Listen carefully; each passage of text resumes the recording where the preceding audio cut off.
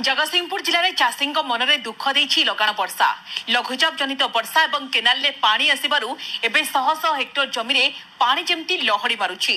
तଳି नष्ट हेबाकु बसिथिबा बेले क्षतिपूरण दाबी करिसेंती चाषी।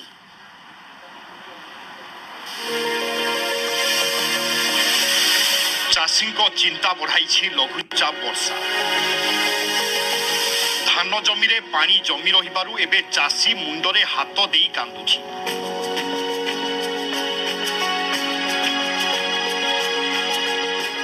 जगतसिंहपुर जिल्लार प्राय 80 भाग चाषी खरीफ धान चाष उपरे निर्भर करिथांती। मौसुमी वर्षा को देखि चाष काम आरंभ करिथिले चाषी।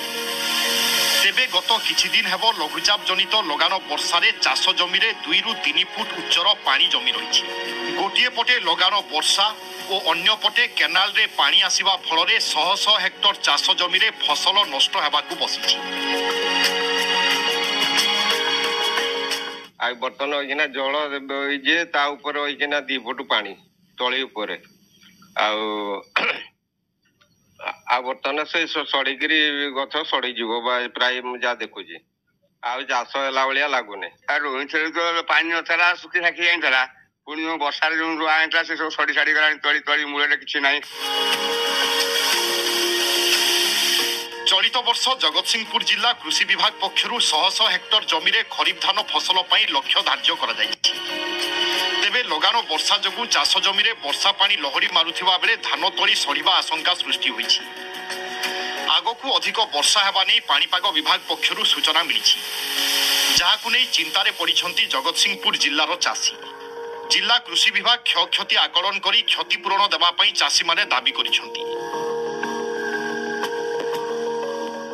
आया कौन करिया एमती पैसा खर्च करी पिला छुआ रंगा मुक्ति पाइबले जाऊँ ए वर्ष जहाँ मुक्ति तो मुक्ति निजे निजे आत्महत्या कर कौन करिया तास छाड़ी भी आर वर्ष को आया। लगान वर्षा सहित केनाल पानी एबे चाषी को बहु असुविधारे पकाइछि। क्षयक्षति आकलन सहित केनाल पानी निष्कासन उपरे गुरुत्व देबा पई चाषी दाबी करिछथि। बिलरे लहड़ी मारुची वर्षा पानी धार करज लोन करी चाष करथिबा चाषी एबे चिंतार पड़िछंती।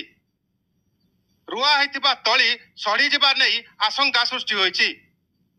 तबे एथिप्रति जिला प्रशासन दृष्टि देबा सहित चाषी को क्षतिपूरण देबा पई चाषी माने दाबी करिछंती। जगतसिंहपुर शरद साहू, न्यूज 18 ओडिया।